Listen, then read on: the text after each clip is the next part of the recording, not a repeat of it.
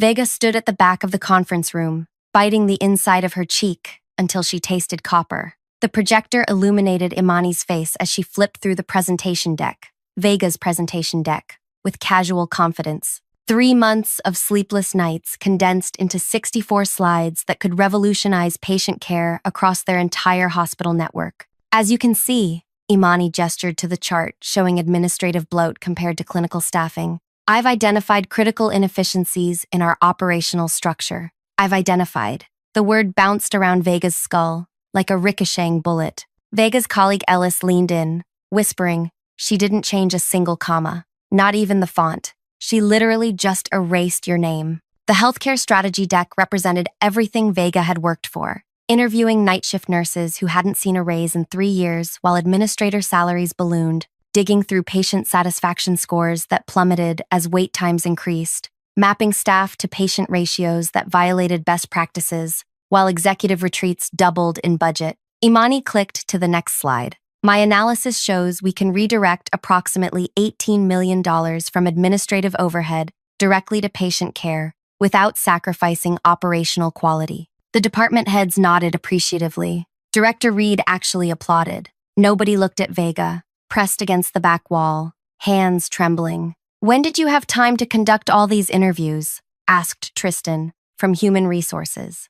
Imani didn't miss a beat. I prioritized. I know how to manage my time effectively. Heat crawled up Vega's neck. Last month, she'd mentioned her research findings to Tristan over coffee. He knew. They all knew. But nobody spoke up. Imani continued, the board presentation is tomorrow at 9. I expect department heads to review these materials tonight and be prepared to support my recommendations. Ellis gripped Vega's arm, fingernails digging in. Say something. Now, before it's too late. But Vega stayed silent, watching Imani collect congratulations like trophies. The strategy was brilliant, unassailable. Really, because Vega had been meticulous. She'd accounted for every dollar, every staffing gap, every patient outcome metric. It was the culmination of her healthcare economics degree and 5 years climbing through the ranks of this dysfunctional system. I'll pass these materials to the executive team, Imani announced, closing her laptop. Her eyes found Vega's for one electric moment. Not apologetic, not even triumphant, just coolly assessing whether Vega posed any threat. Imani's heels clicked across the tile as she exited. The room dispersed, colleagues avoiding Vega's gaze. Ellis grabbed Vega's shoulders. What are you going to do? She just stole your entire career trajectory. Vega's voice came out strangely calm. Nothing. Let her present it. Ellis's face contorted. Have you completely lost your mind? That's your work. Your research. Your future. A small smile played at the corner of Vega's mouth. I know, and I want her to present every bit of it to the board, exactly as it is. But why? Vega picked up her notebook. Trust me, I'm counting on it. Before we continue this shocking workplace betrayal, I want to thank you for spending time with this story. If you're enjoying it so far, please hit that like button. It really helps others discover stories like this one. Consider subscribing if you want more tales of corporate intrigue and sweet revenge. Now, let's dive deeper into how this shocking situation came to be and what Vega plans to do about it.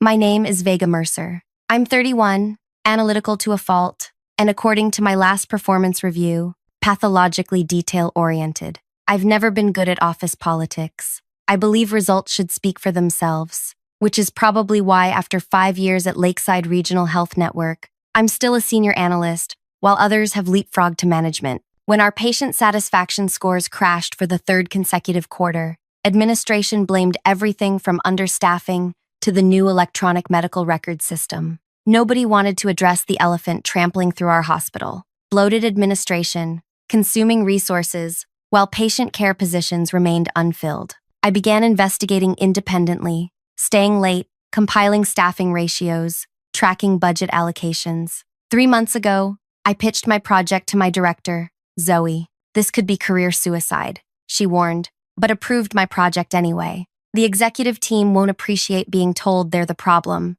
I presented preliminary findings in department meetings. People noticed. Then, Imani Archer noticed. As Chief Operating Officer, Imani commanded attention. Tall, impeccably dressed, with a voice that could either charm or cut depending on her mood. She joined the network 18 months ago from a prestigious East Coast system. bringing an intimidating resume and rumors about how she'd climbed so quickly. After my third presentation, she approached me. "Fascinating work, Vega," she said, maintaining uncomfortable eye contact. "Send me your research files. I think you're onto something significant." I was ecstatic. Finally, someone with power was listening. I sent everything: interview transcripts, statistical analyses, benchmarking against comparable systems. Every week, Imani requested updates. I complied eagerly, believing I'd found a champion for organizational change. Meanwhile, strange things happened. My scheduled meetings with leadership were suddenly canceled. My access to certain financial databases was temporarily restricted due to system updates. My emails about the project went unanswered. Last Thursday, I received an all-staff email from Imani. "Exciting news. I'll be presenting a comprehensive operational strategy to the board Tuesday. This initiative identifies critical inefficiencies in our system and proposes actionable solutions to redirect resources to patient care." Attached was my presentation with a new title page: Operational Excellence Initiative, presented by Imani Archer, Chief Operating Officer. My name appeared nowhere in the 64 slides. That's when I made a decision that surprised even me. While buried in financial records for my research, I'd noticed peculiarities. Budget transfers from critical care departments to vaguely labeled administrative accounts. Patient education funding mysteriously reallocated to special projects. Grant money for community outreach disappearing into miscellaneous expense categories.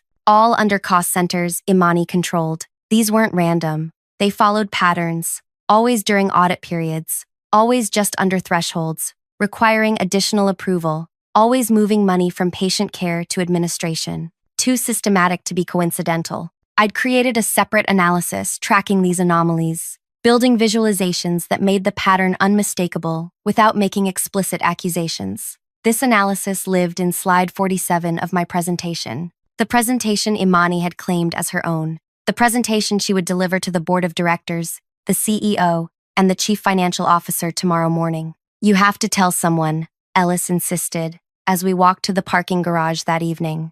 "Zoe would back you up." "Imani would claim I'm just bitter about her improving my work," I replied. "She outranks me by several universes. Nobody's going to risk their career to defend mine." "So you're just giving up? Letting her steal your work and your promotion opportunity?" I unlocked my car. "Ellis, in all the years you've known me, have I ever just given up on anything?" Understanding dawned slowly on Ellis's face. "What did you do?" "Nothing. Yet." I smiled. "But tomorrow will be interesting." That night, I didn't sleep. I obsessively checked my presentation file, confirming slide 47 remained intact, with its damning visualization of financial irregularities. Would Imani review the entire presentation before delivering it? Would she notice what I had embedded there? Or would her arrogance lead her to present material she hadn't fully examined?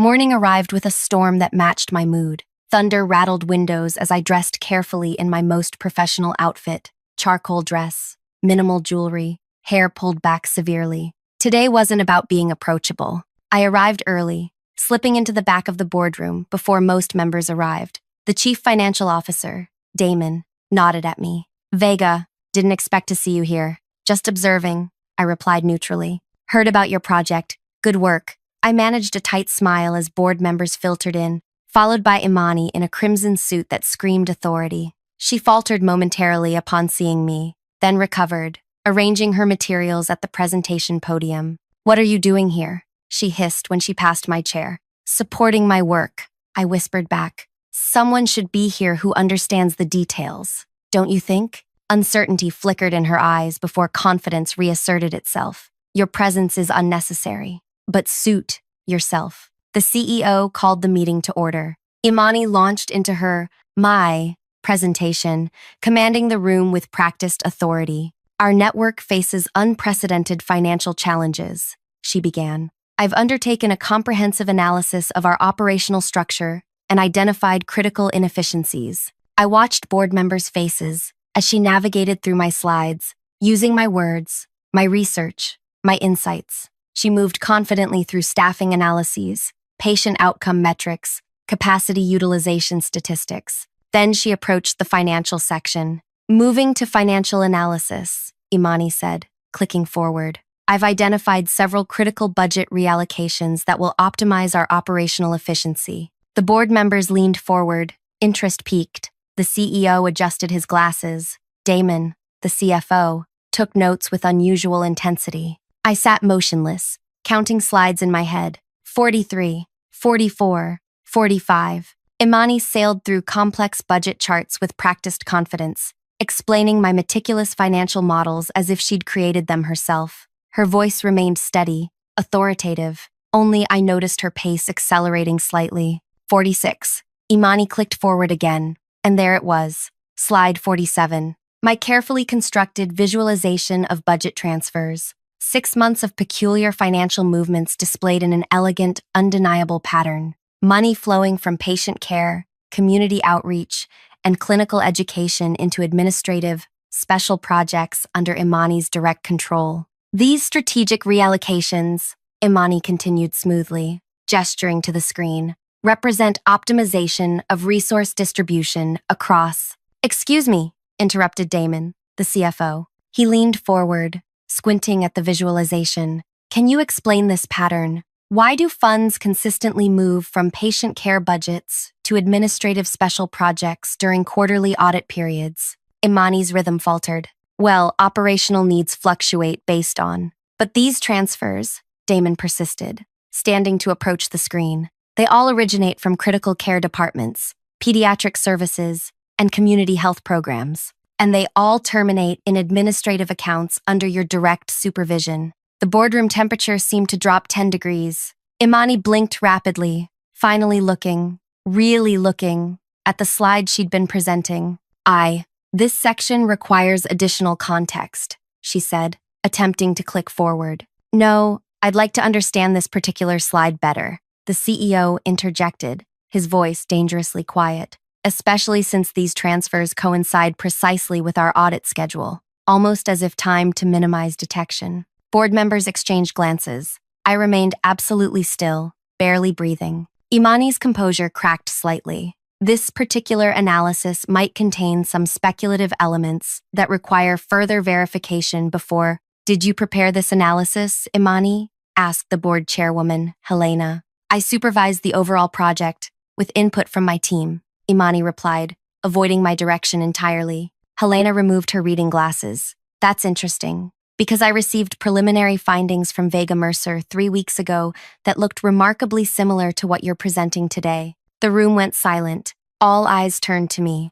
Vega, Helena continued, would you care to clarify? Standing slowly, I maintained a neutral expression while my heart raced. The strategy presentation was my project, initiated 3 months ago with Director Zoe's approval. I conducted all research, interviews, and analysis personally. That's not entirely accurate, Imani cut in. Vega provided raw data that I substantially refined and developed into this strategic initiative. Then you can explain slide 47? Asked Damon, pointing to the screen. Because these patterns suggest systematic diversion of patient care funds to administrative accounts under your authority. Imani's face hardened. I think Vega has deliberately misrepresented normal budget fluctuations to undermine my position. This is clearly a manipulation of data, driven by professional jealousy. Manipulation? I echoed, maintaining composure. Every transfer shown here is documented in our financial system. I simply visualized existing data.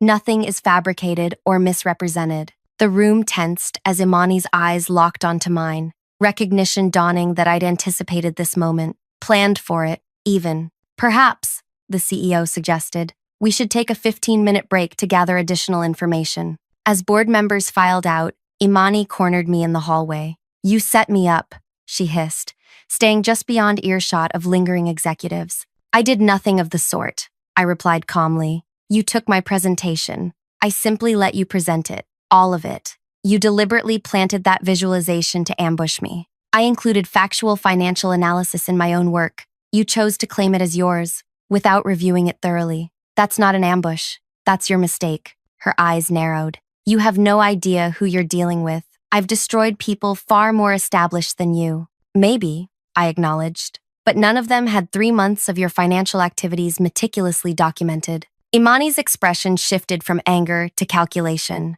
What do you want? A promotion? Recognition? Name it. I want nothing from you, I replied honestly.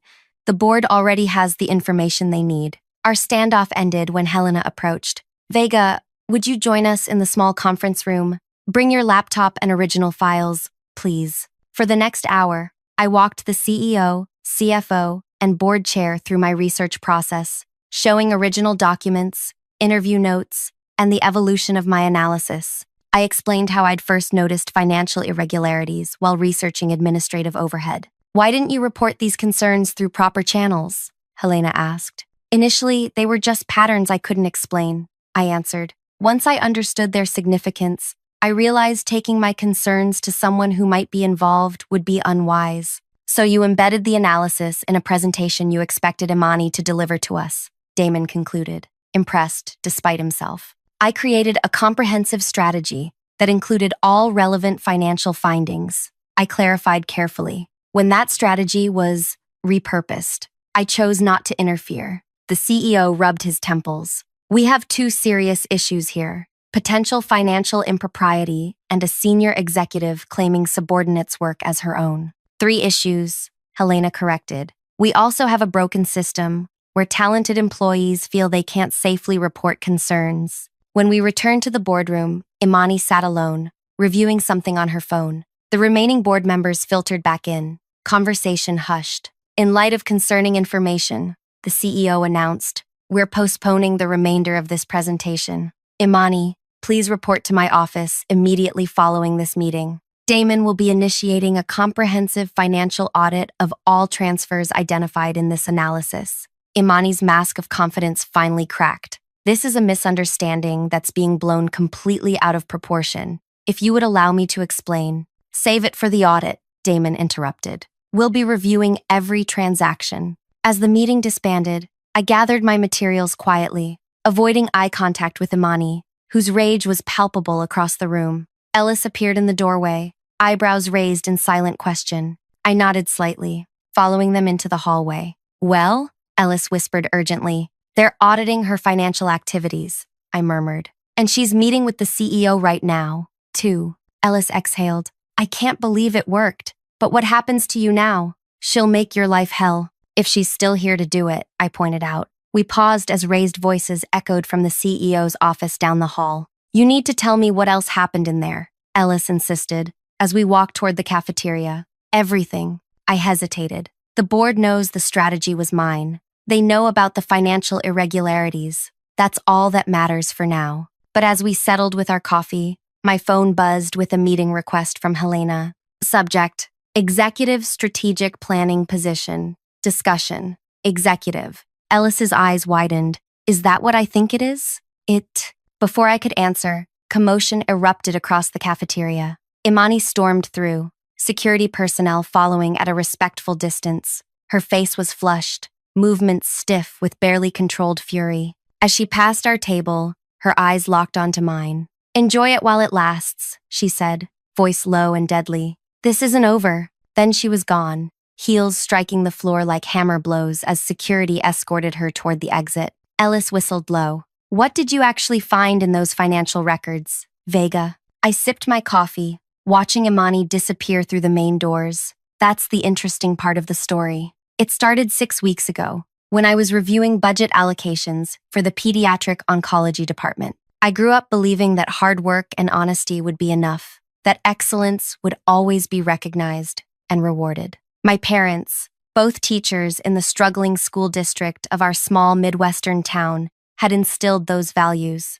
Your integrity is the one thing nobody can take from you, my mother always said. Yet there I was, watching Imani being escorted from the building while clutching my meeting invitation from the board chair, feeling not triumph but a strange hollowness. This wasn't how I'd imagined my career advancing. My journey to this moment had begun long before Imani stole my work. It started in college, where I discovered my passion for healthcare economics, the fascinating intersection of mathematical precision and human compassion. While other students pursued glamorous specialties, I became obsessed with making healthcare systems work better, making limited resources save more lives. Lakeside Regional Health Network had hired me straight out of graduate school. I started as a junior analyst, tackling increasingly complex projects, earning a reputation for thoroughness and unwavering attention to detail. What my colleagues called obsessiveness, I called necessary rigor. When patient satisfaction scores began plummeting last year,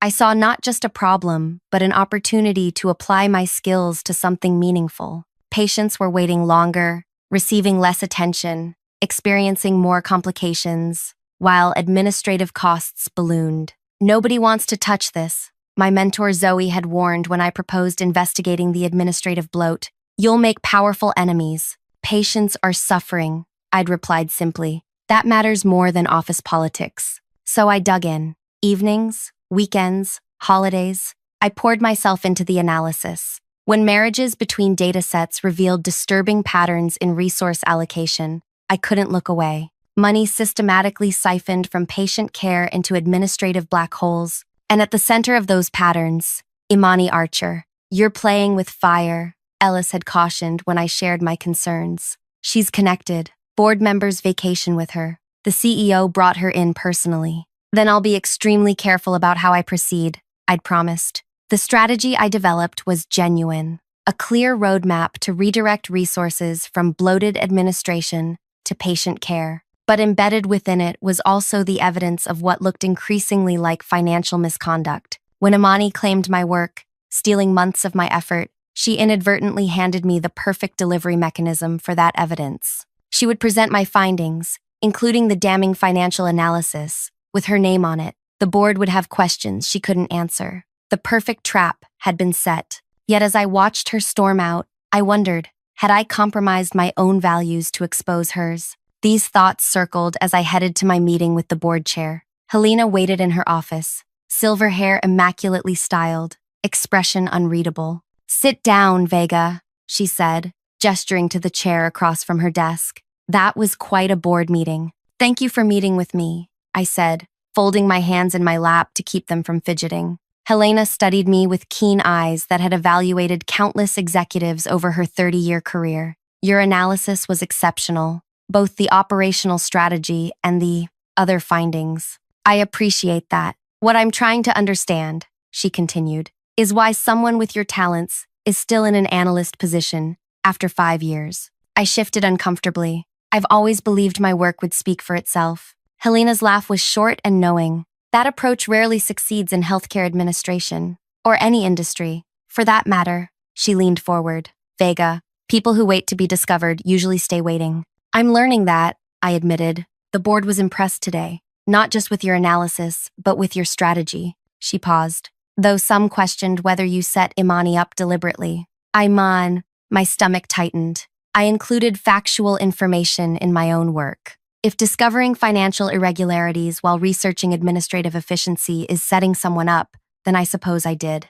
Helena's expression remained neutral. The how matters less than the what, in this case. The patterns you identified are concerning enough that we've engaged external auditors. She slid a folder across the desk. "This is a proposal. We'd like you to lead a new strategic initiatives team reporting directly to the board." My pulse quickened as I opened the folder. The position description outlined responsibilities far beyond my current role, with compensation to match. This was career-altering. "Why me?" I asked. "There must be more experienced candidates." "Experience isn't always the right metric. Sometimes we need people who see what others miss." Helena tapped her desk. "Your analysis identified millions in potential savings while improving patient outcomes. That's rare talent." As I reviewed the offer, uncertainty crept in. "And what about Imani?" Helena's expression hardened. "She's been suspended pending investigation. Beyond that, I can't comment on personnel matters." I nodded,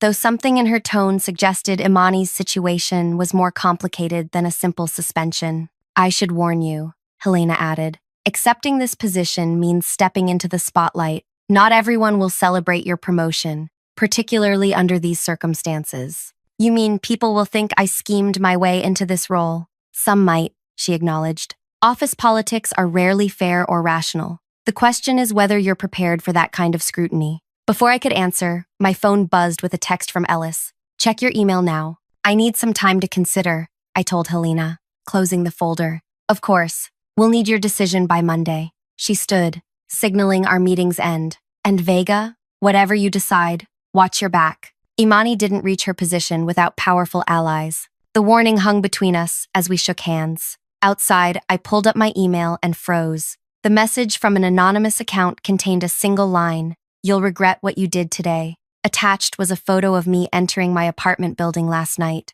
My hands trembled as I called Ellis. "Did you see it?" they asked immediately. "Yes. Where are you?" "Break room. Third floor. Come now." I found Ellis pacing between vending machines, their usual calm replaced with agitation. "It's not just you," they said, showing me their phone. "I got one too. For being your friend." Ellis's email contained a different photo, them leaving their parents' house last weekend, with the message, "Choose your loyalties carefully." "Who would do this?" Ellis whispered, glancing around nervously. "Imani, obviously," I replied, though something felt off. How had she gotten these photos? Had she been watching us? Should we report this? I hesitated. And say what? We received vaguely threatening emails with photos taken in public places. They'll tell us to change our passwords and be careful. Ellis ran a hand through their hair. This feels bigger than just Imani being upset about getting caught. My phone buzzed again. Another email. Same anonymous sender. "The audit won't find anything. Neither will you." "What does that mean?" Ellis asked, reading over my shoulder. A realization struck me. What if the financial patterns I found were just the surface? What if there's something else happening that I don't understand yet? Like what? I don't know. I chewed my lip. But someone's trying to scare us away from finding out. As we stood there, Director Zoe spotted us through the break room window and entered, her expression grim. "There you are. I've been looking everywhere for you." She glanced between us. "Is everything okay?" "Fine," I lied, just processing a lot of information. Zoe nodded sympathetically. "I heard about what happened in the board meeting. Bold move, Vega. Thanks, I think. I think. Listen, I'm headed to the executive conference call about the audit. Anything I should know before I go in?" I nearly mentioned the threatening emails, but stopped myself. Until I understood what was happening, sharing too widely felt dangerous. "Just that the pattern shows consistent movement of funds during audit periods," I said instead. "Always just under approval thresholds." Zoe made a note on her tablet. "Got it. By the way, Helena mentioned they offered you a position. News travels fast. It always does." She squeezed my arm. "For what it's worth, I think you'd be excellent. We need more people with your integrity." After she left, Ellis gave me a pointed look. "You didn't tell her about the threats." "Not yet. Something doesn't add up." I lowered my voice. "The email said the audit won't find anything. What if Imani has already covered her tracks? Or what if she's not working alone?" Ellis suggested. The thought had occurred to me too, but hearing it aloud sent a chill through me. "We need more information before we can trust anyone." "What are you thinking?" I took a deep breath. "I'm thinking I need to accept that position. It will give me access to records I can't see now." "Vega, these people are watching your apartment. Is a promotion worth that risk?" My phone buzzed with an incoming call from an unknown number. I stared at it, heart racing, then declined. "I don't think we have a choice," I said quietly. "They're already watching us. At least with the new position, I might figure out what they're hiding." "They? So you do think Imani isn't alone?" "I think." My voice cut off as I spotted someone at the end of the hallway, watching us. When I blinked, they were gone. I think we're in deeper than we realize. 2 days later, I accepted Helena's offer. My new office, 3 floors up from my old cubicle, offered a dizzying view of the city and access to systems I'd never been authorized to use before. My first order of business, requesting complete financial records for all departments under Imani's former control. The system returned an error. Records unavailable due to ongoing audit. I called Damon, the CFO. "I need access to the financial databases for my new role." "Already working on it," he assured me. "The external auditors have temporarily restricted access. Should be resolved next week." But when I hung up, another email arrived. Some doors should stay closed. Final warning. That evening, as I packed up to leave, my new office door swung open. I looked up, expecting the cleaning crew. Instead, Zoe stood there, face ashen. "We need to talk." "Not here." "What's wrong?" She glanced nervously down the hallway. I was in the system backup archives, pulling data for the auditors. I found something about Imani and about board chair Helena. Something doesn't make sense. My blood ran cold. "What did you find?" Zoe shook her head. "Not over email, not over phone. Meet me at Clayton Park in an hour. The boat dock. She turned to leave, then paused. And Vega? Don't tell anyone where you're going. The setting sun painted Clayton Park in eerie amber hues. As I approached the boat dock, few people remained at this hour. A couple walking their dog along the shoreline, an elderly man feeding ducks, a maintenance worker emptying trash cans. No sign of Zoe. I checked my watch. 7 minutes past our agreed meeting time. My phone showed no messages or missed calls. The breeze carried a chill that seemed to settle directly in my bones. After another 10 minutes, I tried calling Zoe. Straight to voicemail. I sent a text. At the dock. Where are you? Movement caught my eye. The maintenance worker heading in my direction. Something about his gait seemed familiar. Vega. The voice belonged to Tristan from Human Resources, now close enough that I recognized him despite the maintenance uniform and cap. Tristan? What are you doing here? Where's Zoe? He glanced around nervously. Zoe sent me. She couldn't come. Too risky after what she found. Which was what exactly? Tristan lowered his voice. Financial transfers between offshore accounts linked to Helena and Imani. But that's just the beginning. They're part of something bigger, involving 3 board members and executives from other hospital networks. My mind raced. A kickback scheme? Think bigger. They've been systematically acquiring struggling rural hospitals through a shell investment group. They gut them, sell the valuable assets, then close them claiming financial non-viability. But that leaves entire communities without health care, I said, horrified. Exactly. Then they open a boutique outpatient centers that only serve patients with premium insurance. Tristan handed me a flash drive. Zoe pulled these financial transfers. The pattern matches what you found, but extends much further. Why didn't Zoe come herself? Tristan's expression darkened. Her office was searched this afternoon. She's being careful. He checked his watch. I should go. They monitor security badge locations. Being away from the building too long will raise flags. As he turned to leave, a question nagged me. Wait, how did Zoe get your phone number to ask you to meet me? Tristan froze momentarily. She found me in the cafeteria. Something clicked in my mind. Zoe had been in meetings all afternoon. She wouldn't have been in the cafeteria, and she certainly wouldn't have sent someone else to deliver sensitive information. I took a careful step backward. Interesting, because Zoe was in back-to-back audit meetings until 6. I know because I was copied on the calendar invite. Tristan's friendly demeanor evaporated. Give me the flash drive, Vega. What's actually on it? Nothing you need to worry about. Just hand it over, and we can both walk away from this. I clutched the drive tighter. Who sent you? Helena? Imani? You think too small, he sneered, advancing toward me. This goes beyond hospital executives playing with budgets. There are billions at stake across the healthcare landscape. Your little analysis threatened to unravel years of careful planning. I scanned the park. The couple with the dog had disappeared around a bend, the elderly man gone. No witnesses. The emails, I said, buying time as I inched toward the park path. The threats. That was you? Tristan smiled coldly. Among others, Imani may have stolen your work, but she had no idea what was hidden in your analysis. She became a liability, so you sacrificed her. Collateral damage. She served her purpose. He lunged suddenly, grabbing my wrist. Now, the drive. I reacted instinctively, smashing my free hand against his ear. He yelped, grip loosening enough for me to break away. I sprinted toward the park entrance, hearing his footsteps pounding behind me. You can't outrun this, Vega, he shouted. They're everywhere. Administration, board, regulatory agencies. You have no idea who you're up against. I reached the parking lot, fumbling for my keys, when headlights flashed nearby. A car door opened, Ellis behind the wheel. Get in, they yelled. I dove into the passenger seat as Tristan emerged from the tree line. Ellis floored the accelerator, tires screeching as we sped away. How did you know? I gasped, checking the rearview mirror. I've been tracking your location since those threats, Ellis admitted. Installed a friend finder app when you went to the restroom yesterday. I figured you might need backup. That's invasive and inappropriate and, thank you. You just saved me.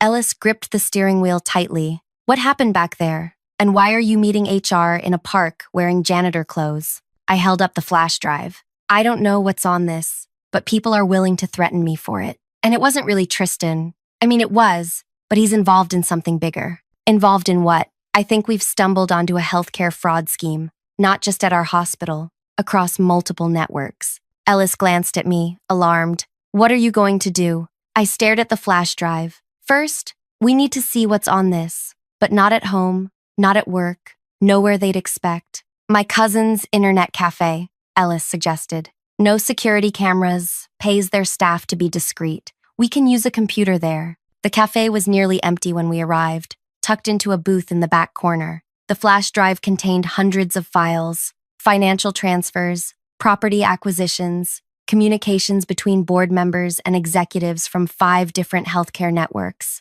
This is massive, Ellis whispered, scrolling through documents. They're systematically dismantling rural healthcare infrastructure for profit. One spreadsheet caught my eye, labeled LR Contingencies. It contained names of Lakeside Regional employees with notes beside each. Loyal, manageable, problem, eliminate. My name appeared under eliminate, along with Zoe's. We need to call Zoe, I said urgently. Warn her. Ellis was already dialing. The call went straight to voicemail. We should go to her house, I suggested. And say what? That HR tried to attack you in a park? That there's a conspiracy to eliminate you both? We need something concrete before involving others. I massaged my temples, thinking furiously. The external auditors, they're independent. If we bring them this information, how do you know they're not involved too? It was a fair question. Trust had become a scarce commodity. We spent hours combing through files, building a comprehensive picture of the scheme. The same investment group, Ascension Capital, appeared repeatedly, acquiring rural hospitals, stripping assets, then closing facilities. Helena and Imani were shareholders, along with executives from other networks. Among the documents was a draft press release announcing Lakeside Regional's acquisition by Ascension, scheduled for announcement next month. They're targeting our hospital next, I realized. That's why my analysis was dangerous. I was showing the board that administrative bloat was fixable, that we could be financially viable without cutting services. So, what's our move? Ellis asked. I closed my eyes, mind racing through possibilities. When I opened them again, a plan was forming. We need to move quickly, I said, and we need to be smarter than they are. The next week was the most stressful of my life. By day, I performed my new role with apparent enthusiasm, attending meetings, developing strategic plans. By night, Ellis and I worked tirelessly, following financial trails, gathering evidence, building an undeniable case against Helena, Imani, and their co-conspirators. Zoe had disappeared, family emergency, according to her assistant. Her absence only heightened my determination. When Helena called me into her office Friday afternoon, I knew something had shifted. The board is impressed with your transition, she said warmly. In fact, we'd like to accelerate your involvement. There's a special acquisition project we'd like you to lead. Acquisition project? I kept my expression, neutral. Strictly confidential, of course. Helena slid a folder across her desk. Ascension Capital is considering a partnership with Lakeside Regional. They need someone with your analytical skills to identify efficiency opportunities. In other words, they needed someone to identify which services to cut, which assets to sell, which communities to abandon. I'm honored, I lied. When would this begin? Immediately. There's a meeting with Ascension's principals Monday morning. They're eager to meet the financial analyst behind that impressive operational strategy. I'll be prepared, I promised, accepting the folder. Helena's smile didn't reach her eyes.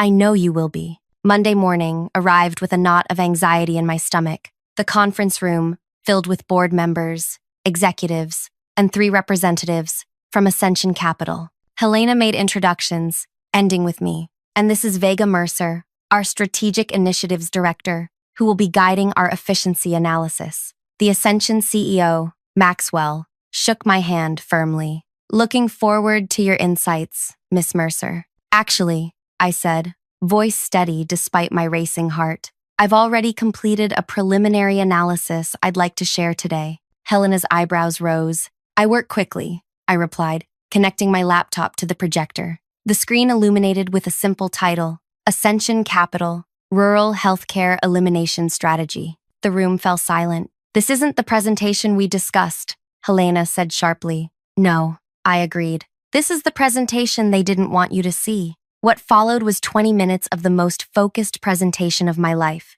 I laid out the entire scheme, the systematic acquisition and dismantling of rural hospitals, the offshore accounts, the shell companies, the conflicts of interest. With each slide, faces around the table grew paler. This is absurd, Maxwell sputtered. Completely fabricated. Every transaction is documented, I replied calmly, clicking to my final slide. As regulators and journalists have already confirmed, the screen displayed email confirmations from the State Attorney General's office, the Healthcare Regulatory Commission, and the editor of the Healthcare Business Journal, all acknowledging receipt of my complete investigation package. What have you done? Helena whispered. Exactly what you promoted me to do. Identify inefficiencies and protect patient care. I closed my laptop. The Attorney General's Financial Crimes Unit should be arriving momentarily. They're particularly interested in the planned dismantling of children's services at Lakeside Regional. As if on cue, commotion erupted in the hallway. Through the glass walls, we watched investigators enter the executive suite, led by a grim-faced Zoe. Maxwell lunged for his phone. Helena sat frozen. Board members exchanged panicked glances. You had no right, Helena managed through clenched teeth. Actually, I had every right and obligation. I gathered my materials calmly. Oh, and Imani didn't betray you by presenting that revealing slide. She never actually reviewed the presentation she stole from me. Another efficiency opportunity missed, I suppose. The investigators entered the conference room, credentials displayed. As they began reading rights and confiscating devices, I slipped out, exhaustion and vindication warring within me. In the hallway, Zoe waited. You disappeared, I said. Had to. After I found those connections, someone accessed my computer. I went straight to the Attorney General with what I had. She squeezed my arm. But you built the entire case. How did you know they wouldn't stop you today? I didn't, but I knew they couldn't stop what I'd already set in motion. As executives were escorted from the building, Ellis appeared beside me. So, they said quietly, is it over? I watched Helena being led to a waiting vehicle, her carefully constructed power crumbling around her. It's not over, I replied. It's just beginning. Someone needs to rebuild what they tried to dismantle. 3 months later, I stood in that same conference room, now as interim chief operations officer, presenting a true strategic plan to a newly constituted board. A plan focused on rebuilding trust, restoring services, and remembering that healthcare isn't just about numbers, it's about people. Sometimes the best revenge isn't just exposing wrongdoing. It's rebuilding what others tried to destroy, but better than before. It's proving that integrity, while sometimes the longer path, ultimately leads to the right destination. If you connected with Vega's journey of standing up against corruption despite overwhelming odds, please hit that like button to help others find this story. Your comments about similar workplace experiences or thoughts on healthcare challenges mean so much. They remind us why these stories matter. And if you want more tales of justice served with a side of strategic brilliance, subscribe for new uploads every week. Thanks for staying with this story until its rightful conclusion. Sometimes the most satisfying revenge is simply refusing to be silenced.